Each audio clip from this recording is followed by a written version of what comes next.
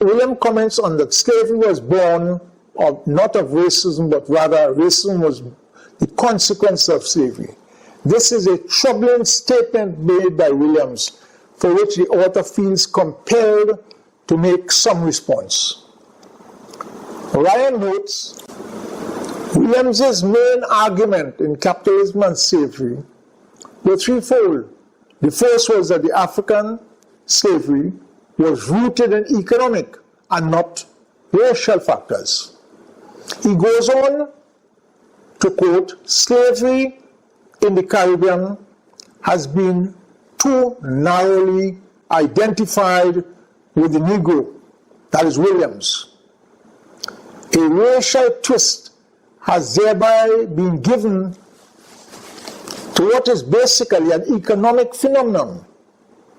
Slavery was not born of racism, rather racism was the consequence of slavery. Unfree labor in the New World was brown, white, black, yellow, Catholic, Protestant, and pagan, Williams says. And Ryan does not challenge this. While slavery and enslavement can be found from ancient times, example, the alleged enslavement of the Jewish people by the Egyptians is rooted in military conquest, as was other biblical references to enslavement of the Jewish people by the Babylonians. Here again, it was as a result of military conquest. We can add the Roman enslavement of the Greeks. Enslavement is always the result of conquest and subjugation. Enslavement in the Aztecs and the Inca Empire, or in Africa, or in the Indian subcontinent, were all as a result of conquest or subjugation. The word to enslave is the result of forceful domination. No doubt the transatlantic enslavement of the African would be of a similar genesis. In comes the European. This is now not their conquest or subjugation, but trade. This begins a different process, economics and commerce. The Africans may have conquered or subjugated neighboring peoples or tribes. Then came the trade between the African leaders or chiefs and European traders. Let us turn for a moment to the enslavement of the native people in the Caribbean, which is Spanish found in the Caribbean islands and Caribbean territories. In many cases, it was subjugation followed by forceful enslavement. The enslavement of these people ended when the demand for labor exceeded the native people supply. And the intercession of Bartolome de las Casas, the apostle of the Indian, who, we are told, of his recommendations, which was for Africans to replace them. The Indians were considered lesser humans, but humans with souls nevertheless, worthy of saving. The African was generally, initially at least, considered less than human, and therefore without souls. The Roman Catholic Pope, I think it's Pius XI, I can't remember the exact number, was finally persuaded to this position in 1839. The African humanity was only conceded by some long after, in some cases not even up to the present 2020. It is strange how little time Williams spent in discussing slavery as opposed to the detail and extent of his treatment on capitalism. Very little time was spent on the source of the slaves or the impact of slavery on the African communities and the continent in general. The same is true about the enslavement per se in the Caribbean. To Williams, it appears that African enslavement was no different from any other previous or concurrent enslavement, save and except for the time and the geography. We had to wait until Walter Rodney's work, How Europe Underdeveloped Africa, of 1972, to begin the discussion on the economics of the underdevelopment process. There was, to Williams, nothing about African enslavement that was unique. Even if this was excluded from his PhD thesis, it should have been dealt with in the book Capitalism and Slavery. The author begs to differ. It appears that the very humanism of the African was challenged, and Williams should have risen to the defense. If one accepts completely the thesis of non-distinction, it becomes easy to reject the racism aspect. Williams argues it had less to deal with the African culture of the laborer, but the cheapness of the laborer. He admits that the unique features of the African, his hair, his color, his identification, his subhuman characteristics, so widely pleaded, were only the latter rationalization to justify a simple economic fact. Again, Ryan does not challenge this. Williams cites several justifications for slavery, all by white writers, and he quotes those who present slavery as an economic institution of the first importance. He reminds us that it has been the basis of Greek economy and had built up the Roman Empire. He then goes on to point out, in modern times, it provided the sugar for the tea and the coffee cups of Western world. It produces the cotton to serve as the base for the modern capitalism. It made the American South and the North and the Caribbean islands. Seen in historical perspective, it forms a part that underprivileged classes, slavery, the sympathetic poor laws and the severe feudal laws, and the differences with which the rising capitalist class was beginning to reckon. Prosperity in terms of pound sterling, and becoming used to the idea of sacrificing human life to the deity of increased production. This is possibly the most unforgiving part of this book. One could understand why Williams, a West Indian, even of mixed ancestry, could be moved to include this in his DPhil submission, where its approval had to rest on the approval of British professors in Oxford of 1938.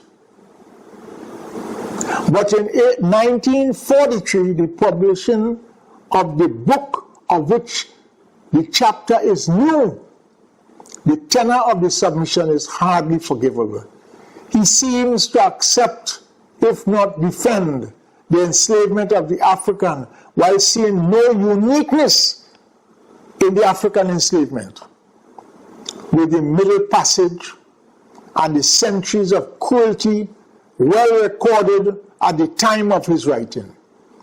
This is a serious blemish on an otherwise monumental work, Capitalism and Slavery, coming out of a milestone DPhil thesis. The question of the African distinctive features, facial, physiognomy, color, natty hair, and long fueled by the idea that he was more animal than man, this had fueled the idea of his intellectual inferiority, his lower level of ascribed development, the lower level of his organizational and social development, even the argument that he was more ape than man. In the early period of Europe's attempted penetration of the dark continent, Africans were brought to Europe, the European capitals, as novelty items, where the marvel was that he, the African, was actually capable of intellectual feats not associated with primates. This was the general view of the African before 1492. In fact, the Portuguese began to capture and enslave Africans as early as 1440 to be taken to Portugal and Madeira, where they were used as slaves in the early plantation of sugar cane. In fact, the Arabs were the first to begin the slave trade of Africans. And this was to begin even before the Portuguese in the 8th century. Williams must have known this in 1936 to 38 when he was writing his doctoral thesis, but definitely in 1943 where he was expanding it into the present work, Capitalism and Slavery. The question of the Africans' perceived inferiority by the European precedes Darwinism, the theory of evolution. Racism towards the African as an inferior member of Homo sapiens, if he is a member at all, is as ancient as it springs merely from his distinction from most other members, and more recent theories of anthropology, archaeology, and more recent genetics. The study of DNA with Crick, Watson, and Wilkins. The Human Genome Project has not quieted down the racial assault against the African. In fact, the research has continued unabated. Crick himself has led the modern charge. In fact, a recent tome of 871 pages entitled The Bell Curve of 1994 will not be the last. The African American, even though emancipation has long been law, 1865, will testify to the fact that this racism is alive and well 155 years later. Racism against the African is alive and well today as never before in 2020. The author must challenge the Williams thesis that white servitude was the historic base upon which Negro slavery was constructed. Arab enslavement of Africans, as was the Portuguese enslavement of Africans, preceded white servitude in the New World. Williams, therefore, concludes that slavery was not born of racism. Rather, racism was the consequence of slavery. The present author must vehemently and emphatically reject this as part of the otherwise brilliant thesis. The belief that the African was non-human is not only unforgivable ignorance, it is racism. The belief that he is human but an inferior species is also forgivable ignorance. What a convenient mental device to justify enslavement. This is racism to facilitate peace of mind and to permit economic exploitation. All this permits and justifies brutality based on racism.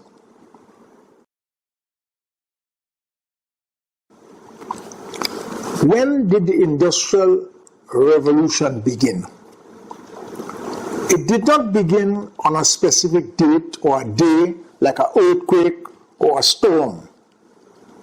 Generally, nevertheless, we have tended to list the start date for convenience as 1750. The aim is to cut it as close to the development of the steam engine and steam power. In recognition of this fact, steam power goes back to 1698 with Savary first steam engine and the work of Thomas Newcomen. In 1712, next we had the work of James Watt, which most people are familiar with his first 6 patents in 1769 and continuing up to 1782. General historians cite 1750 as a convenient start date for the Industrial Revolution. The first steam-driven spinning mill was listed in 1785. The first steam-driven loom factory as 1806. The Industrial Revolution was well and away by that time of the end of the legal slave trade in 1807. Britain was clearly the leader of the Industrial Age, or the birthplace of the Industrial Revolution. We should note, of course, that the windmills and the water wheels had long been in use in the British West Indies in the grinding of sugarcane and the lifting and pumping of water. We should note as well that the steam engine had its genesis in the pumping of flooded coal mines in early 1700s within Britain itself. The age of steam was therefore in response to domestic problems that had nothing to do with sugar, the British West Indies, or African slavery. It was the flooding of the coal mines. Its rapid application and development was nevertheless driven by the development of the sugar industry.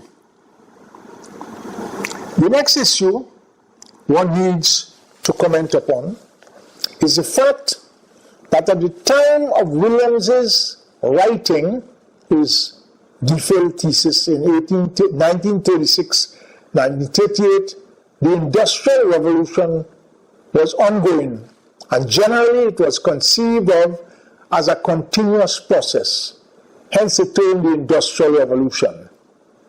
In fact, Williams was then, in 1936, witnessing the middle of what would be considered later as the Second Industrial Revolution, 1900 to 1960. The age of electronics, that is the age of solid-state devices and transistors, was yet to develop. Today, we have seen the explosion of scientific and technological periods into yet a third industrial revolution, 1960 to 1990, and a fourth industrial revolution of 1990 to 2020.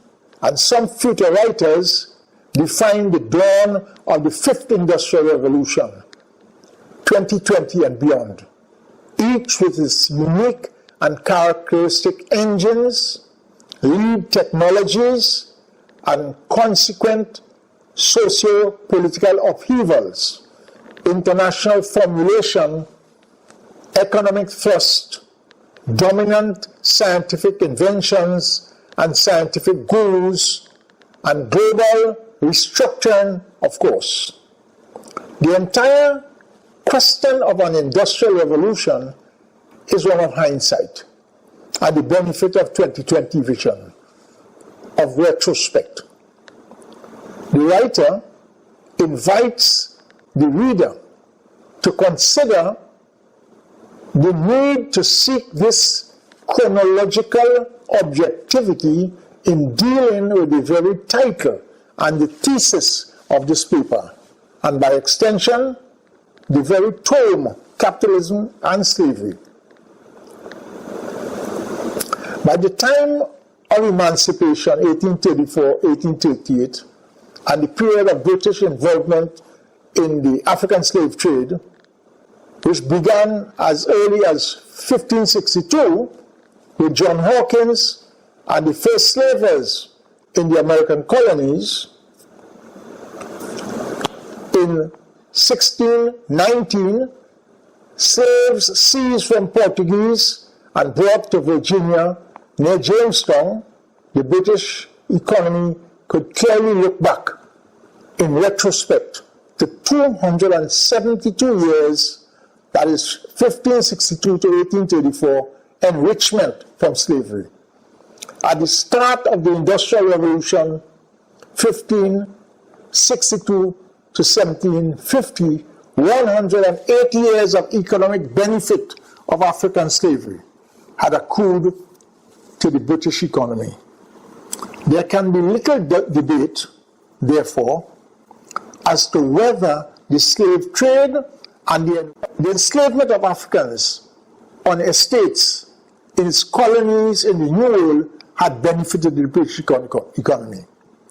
The colonies in America and the British West Indies, and whether these had made a significant financial contribution to the first industrial revolution in Britain, in particular, and in Spain, France, and several of the other European capitals. Williams was correct in this statement. The slave trade not only drove development in many ports and surrounding counties and towns in Britain, but those of all the European ports and towns, and in fact their national economies. The author wishes to extend the discussion to make claim where Williams only addressed en passant. It was the slave trade and the New World enslavement of the Africans and the general agriculture that were to drive both the developments in the steam engine technology, in sugar production, in these colonies, and sugar refining in Britain. This was what produced the next technological development by way of Eli Whitney's cotton gin. In the cotton plantations of Georgia of 1793, where the cotton seeds were separated out from the fibers, and allegedly the idea of a slave, reasonably. How many other things sprang from ideas and efforts of slaves, not only during the almost 400 years of slavery and the years of ensuing colonial domination, and for which he was never given credit.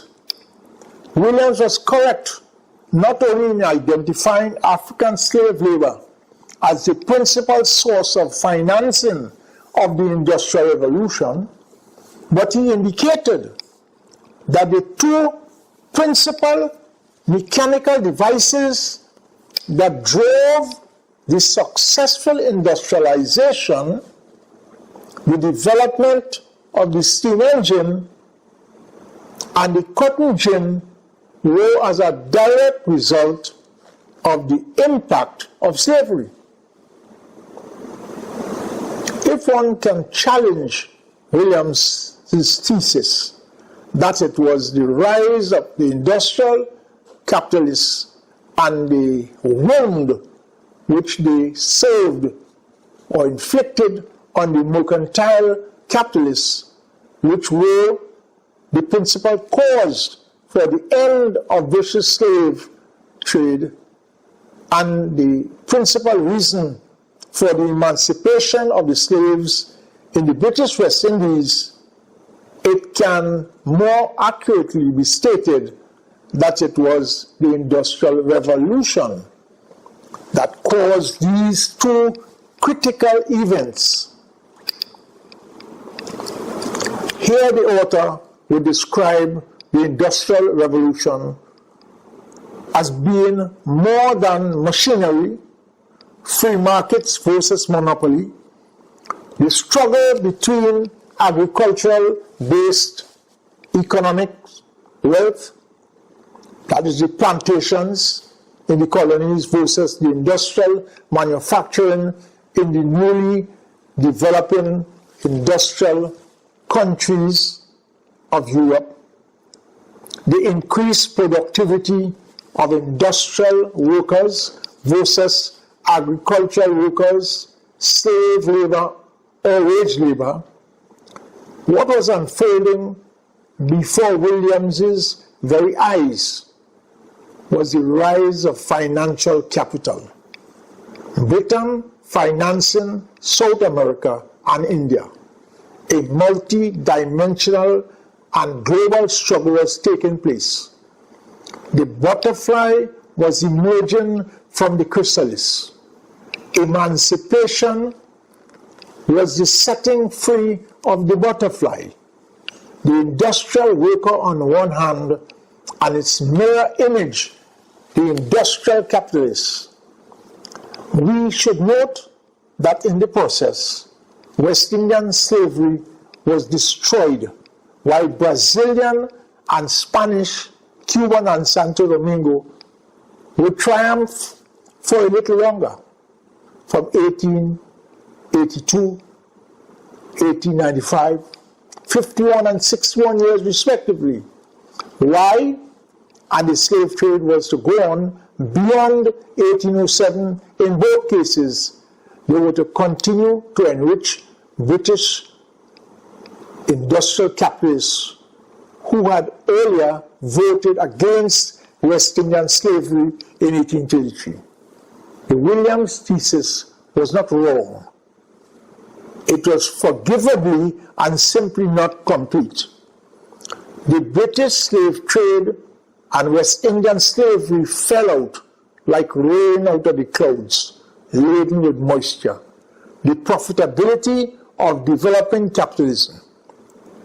There were causalities of the struggle between mercantile or commercial capitalism and industrial capitalism. The struggle is a complex confrontation with multiple manifestations of the final battle that began long before 1807 date and was to continue beyond 1834-38 period, even beyond 1888-1895 period, and well beyond 1962, independence era for Trinidad and Jamaica. Whether C.L.R. James did write the thesis proposal, or as Ryan repeats that C.L.R. James Earl Williams, his star pupil and devoted admirer, to include the chapter 12 of the book Capitalism and Slavery, entitled The Slave and Slavery, as Ryan would have us believe, he also suggests that despite the originality of Williams's contribution, his book appeared at a time when this thesis was dominant, and he must have been influenced by the prevailing neo-Marxist discourse, Ryan would have us believe. Ryan reminds us that C.L.R. James also insists that it was he, C.L.R. James, who had inspired Williams to write Capitalism and Slavery, and repeats from James that James told Williams the following when the latter Williams asked for advice as to what topic he should explore. I know exactly what you should write on. I have done the economic basics of slavery. Emancipation as it was in France. But that has never been done in Great Britain, and Britain is right open for it. A lot of people think that the British showed goodwill. There were lots of people who had goodwill, but it was the basis, the economic basis, that allowed this goodwill to function. Ryan recalls that James claimed to have read the manuscript 3 or 4 times. Ryan also tells us, one may ask, how much of this attempted class analysis is to be found in subsequent works of Williams? That is what we must ask ourselves now. The book must be followed by reading what Williams wrote in the years he was at Howard University, 1939 to 1955, 16 years on the Negro question. The first is the Negro in the Caribbean, 1942. Next is Education in the British West Indies, Capitalism and Slavery of 1944.